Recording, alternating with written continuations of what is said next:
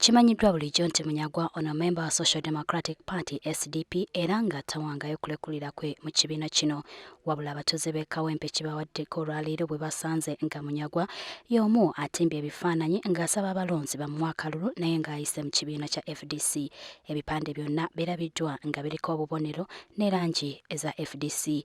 Abamu ku batutte Munyagwa embuga mulimu Zigwa Wamala Michael ne Kanyike William abatuuze e Kawempe. Bano baddukidde wannyini ntebe ya FDC mu Kawempe James Mwima. Munyagwa ono ku mulundi guno ayagala kugenda mu Paalamenti akiikirira abantu ba Kawempe South. Nga bw'otunuulira posita ya Meeya Munyagwa ono kano akabonero mu kawaayira akookuna mu ssemateeka ya FDC nga kalimu vyeno ne kala zino kalaga nti KFDC. Kitegeeza Munyagwa yayingidde mu FDC nga ffe tetumanyi kubanga ssentebe akugambye nti tanamulabako mu FDC naye waba FDC terina muntu gwegoba kuyingira mu kibiina naye yingira mu kibiina makuba amatofu nga naffe twayingira mu kibiina. Nze muganda wange ono tugendagenda naye mu kamyofu ate twakolako na dialogue ne Munyagwa twamulaba mu dialogue eyo okiwulira ne Munyagwa kujja mu FDC agoberera amatu bakosolera Uganda ekyogera bulungi omuntu ng'alondebwa mu bukulembeze ng'olina ekibiina ky'olimu kitegeeza nti kusala eddiro gye mu kibiina ekirala olina okulekulira ekifo kyo kyokola ki ky'obukulembeze ky'olimu. Bano era bagamba nti akakiiko k'ebyokulonda kalina okulangira ekifo kya Munyagwa nga kyereere bw'aba nga ddala yasala eddiiro n'adda mu FDC.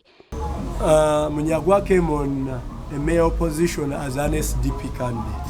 So, in other words, we had joint rallies with the with Mayor Munyagwa in 2011 because we were all under the coalition because SDP was led by Maviki who presented him as a candidate to us. So, we welcomed him. He's still our friend, but under the multi-party system, the law is very clear. Ye James Mwima nnyene ntebe ya FDC Kawempe agamba nti amanyi abantu babiri bokka mu ggombolola eno abeegwanyiza ekifo ky'omubaka wa Kawempe South.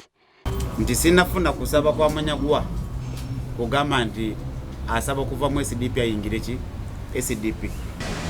Fenga abakulembeze ba Kawempe nze ndi vice chairman ku district ng'omukulu bakugambye naye tetwandiganye Munyagwa kuyingira pate ng'ayise mu process.